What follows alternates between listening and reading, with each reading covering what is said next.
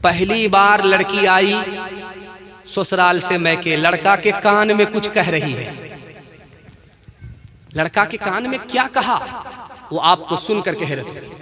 लड़की ने आकर के कहा कान में, ये बुढ़िया जब तक इस घर में रहेगी मैं इस घर में नहीं रहूंगी।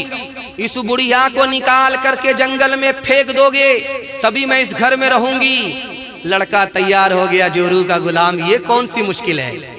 माँ को उठाया, झोले में जंगल में ले जाकर के फेंक दिया। एहसास हुआ अल्लाह अल्लाह कितना बड़ा गुनाह हो गया, अपनी माँ को उठा करके फेंक दिया।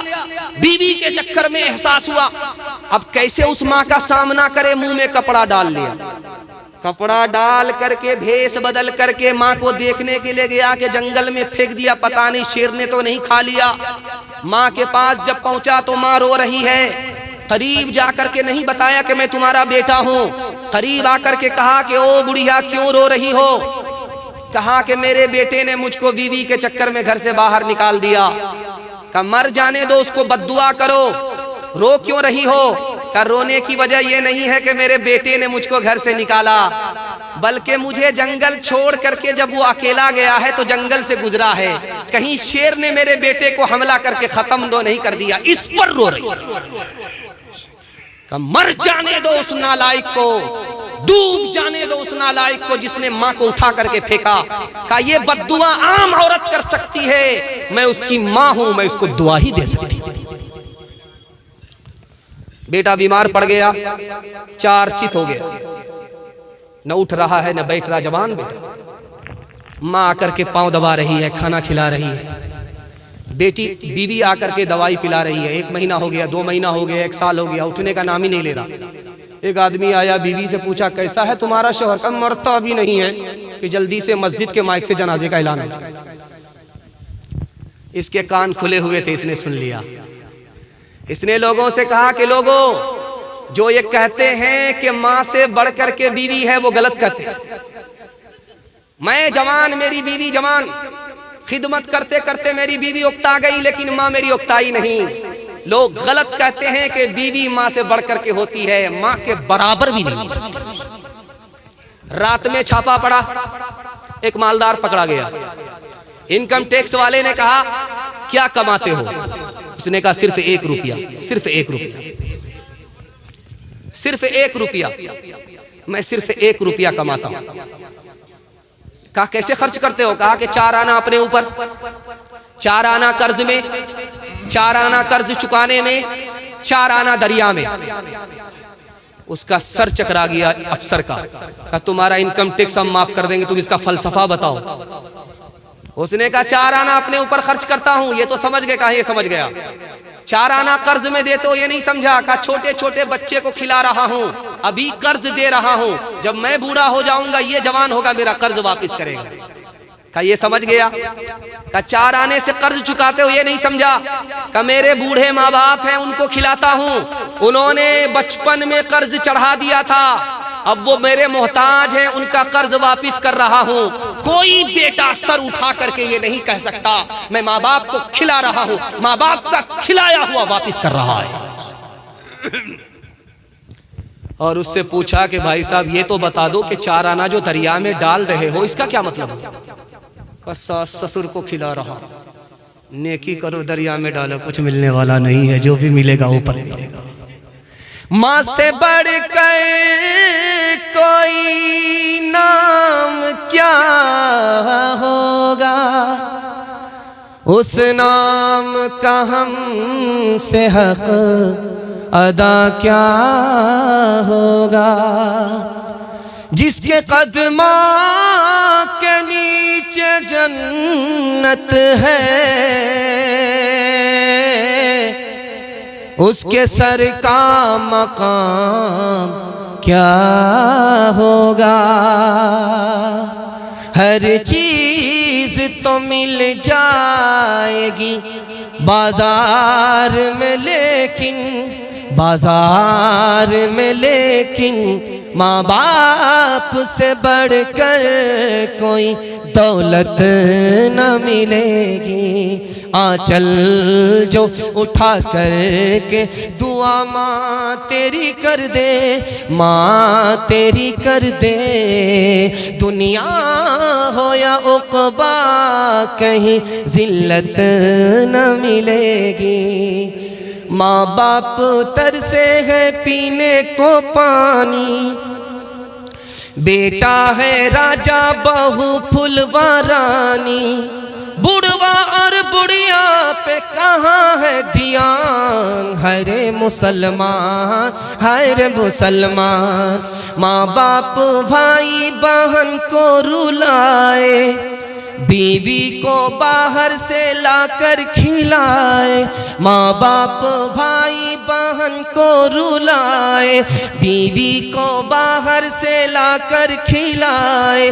कल तेरी औलाद, कल तेरी औलाद लेगी परान, हरे मुसलमान हरे मुसलमान हरे मुसलमान हरे मुसलमान। मुसलमानों संभल जाओ, संभल जाने का वक्त आया। बहुत सोए हो तुम अब होश में आने का वक्त आया। जला डाली थी तुमने कश्तियाँ उंदुलुस के साहिल पर, मुसलमान फिर तेरी तारीख दोहराने का वक्त आया।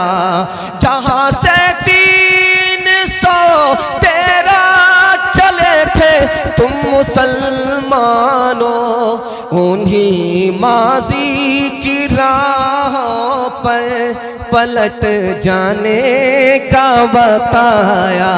उन्हीं माजी की राहों पे पलट जाने का बताया। हाथ उठाइए, वादा कीजिए। बाजार रोज जाएंगे, मस्जिद कभी कभी। हाथ उठाइए, इंशाल्लाह बिल्कुल सही जा रहा। ये देखिए, ये पटना से नहीं आए हैं, रांची से। जैसे हम आए हैं वैसे ये आए। अब इसमें फूल पागल कौन है, हाफ पागल कौन है, अल्लाह ही फैसला। दूसरा पैगाम बड़ा खूबसूरत, जल्दी से निकल जाएगा।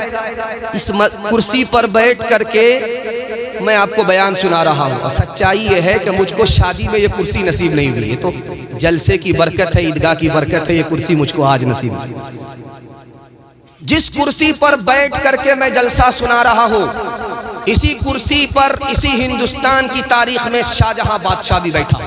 लेकिन ये तो लकड़ी की कुर्सी है। शाहजहां बादशाह ने मुल्क को कितना माला माल किया कि जिस कुर्सी पर वो पहले दिन बैठा था वो हीरे जवाहरात की कुर्सी थी। उस कुर्सी का नाम था तख्ते ताऊस। उसमें मोर था, मोर की आंख में मोती, उस मोती की कीमत 9.5 करोड़ रुपया उस जमाने में। अभी 5 ही मिनट उस कुर्सी पर बैठा है जिसकी कीमत 9.5 करोड़ रुपया। 5 मिनट ही अभी बैठा था, छठ से सजदे में चला गया। सजदे में कहता है, मालिक लकड़ी की कुर्सी पर फिरौन बैठा, उसने सर उठाया, तकब्बुर किया। मालिक मैं हीरे जवाहिरात की कुर्सी पर बैठ करके भी सर को झुका रहा हूं कि ये सब कुछ तेरा दिया हुआ है, मेरा कुछ नहीं है। अल्लाह के रसूल गए मेराज में। मेराज कहाँ है? जमीन से उठे आसमान पर, आसमान से सफर करते करते 7 आसमान पर, 7 आसमान खत्म हुआ अर्श पर, अर्श पर गए दुनिया खत्म। इतनी लंबी मसाफत तय करके अल्लाह के रसूल कहाँ पहुंचे? मेराज में। जब वापिस हुए तो क्या दिया अल्लाह ने तोहफे में? नमाज। और नमाज का तोहफा जब लेकर के आए तो सबसे पहले किसके सामने पेश किया? अपने चचा अबू तालिब के सामने। चचा से कहा, अब्बा चचा मैं इस तोहफे को मेराज से खुदा के हाथ से लेकर के आ रहा हूँ, सबसे पहले आपको पेश कर रहा हूँ, कबूल कर लीजिए। अबू तालिब ने कितनी बड़ी नाकदरी की। अबू तालिब ने कहा कि नमाज क्या होती है, सजदा क्या होता है, सजदा करके दिखाओ। अल्लाह के रसूल सजदे में गए, माथे को जमीन से लगाया सुभान रब्बियल आला, माथे को जमीन से लगाया सुभान रब्बियल आला। का चचा जान सजदा इसी तरह होता है। का मुझको ये सजदा पसंद नहीं है, अबू तालिब ने कहा। तो अल्लाह के रसूल ने कहा चचा जान आपको सजदा पसंद नहीं? का सजदा जब मुसलमान करता है तो सुरीन ऊपर आ जाती है, सर नीचे चला जाता है, मुझको सजदा पसंद नहीं है। अबू तालिब ने इस्लाम का साथ दिया लेकिन सजदे में ऐब लगाया, अल्लाह ने कलमे से और ईमान से महरूम कर दिया। अपने किरदार का तो पहले तो गाजी बन जा, जीत ना पाए कोई ऐसी तू बाजी बन जा, जीत ना पाए तोड़ने वाले बनाएंगे तेरी खुद मस्जिद, शर्त बस ये है कि तू पहले नमाजी बन जा, शर्त बस ये है कि हाथ उठाइए, जिंदगी भर नमाज पढ़ेंगे, हाथ उठाइए इंशाअल्लाह, चाहे वजू रहे या ना रहे तब भी नमाज पढ़ेंगे, हाथ उठाइए इंशाअल्लाह। खैर माशाअल्लाह मुकम्मल बेदार है, बेदारी के साथ सुन रहे, अल्लाह जज़ाए खैर दे। अचानक में सवाल मुझसे भी होता तो मैं भी फंस जाता, घबराने की कोई बात नहीं, दायां बायां होता रहेगा। दूसरा पैगाम आपकी खिदमत में तेजी के आ रहा, सुनने के लिए तैयार हैं? हाथ उठा दीजिए इंशाअल्लाह। बड़ा खूबसूरत जलसा, आपकी पेशानी चमक गई। मैं तो समझ रहा था कि जलसा मिलाद हो गया है, अगरबत्ती मोमबत्ती जलाऊंगा, चिरागी मुरादी मिलेगी नहीं, 9-11 हो जाओ। लेकिन अल्लाह का शुक्र है आपके हौसले ने मिलाद को जलसा बना दिया और ऐसा लग रहा है कि जलसा अभी शुरू हो रहा है। अल्लाह जज़ाए खैर दे। ध्यान से सुनिएगा, तेजी के साथ निकल जाएगा। अल्लाह के रसूल जिस साल पैदा हुए उस साल किसी भी औरत को बेटी पैदा नहीं हुई। सीरत का जलसा, सीरत के हवाले से पैगाम जरा ध्यान से सुनिएगा कि अल्लाह के रसूल सल्लल्लाहु अलैहि वसल्लम की आमद हो रही है। उस साल किसी भी औरत को बच्चा बेटा मिला, बेटी नहीं मिली। और जानते हैं 9 लाख मुरब्बा मील जमीन पर किसी बस्ती में बेटी पैदा नहीं हुई, सबको बेटा हुआ। क्योंकि हमारे नबी जब दुनिया में आ रहे थे तो रहमत बन करके आ रहे थे, और उस दौर में लड़की को जिंदा जमीन में गाड़ दिया जाता था। तो अल्लाह ने ये गवारा ना किया, एक तरफ हमारा नबी रहमत बन करके आए और दूसरी तरफ औरत और बच्ची के ऊपर मुसीबत का पहाड़ टूटे, इसलिए अल्लाह ने उस साल हर औरत को बेटा अता फरमाया, बेटी नहीं दिया। हमारे नबी को कुरान ने चिराग कहा, चांद नहीं कहा। ये रोशनी आप देख रहे हैं, ये पावर हाउस से है और जनरेटर से है, ये रोशनी है। और आज से कुछ साल पहले चिराग जलता था, उसमें मिट्टी का तेल डाला जाता था, जब तक तेल है तब तक चिराग जलता था। तो हमारे नबी को चिराग कहा, चांद नहीं कहा। ये राज आपको बता रहा हूं, बड़ी तेजी के साथ सीरत का जलसा आपका निकल रहा है, ध्यान से सुनिएगा। चिराग कहा, चांद नहीं कहा। चांद के अंदर खूबी है कि वो खुद रोशन होता है, दूसरे को रोशन करता है। चिराग के अंदर खूबी है कि वो खुद रोशन होता है, दूसरे को रोशन करता है। लेकिन एक खूबी जो चिराग के अंदर है वो चांद के अंदर नहीं है। एक चिराग से दूसरा चिराग जलता है, लेकिन एक चांद से दूसरा चांद रोशन नहीं होता। इसलिए अल्लाह ने अपने नबी को चिराग कहा, चांद नहीं कहा। एक नुक्ता आपके सामने आ जाए और सीरत और सुन्नत की अजमत में इजाफा हो जाए।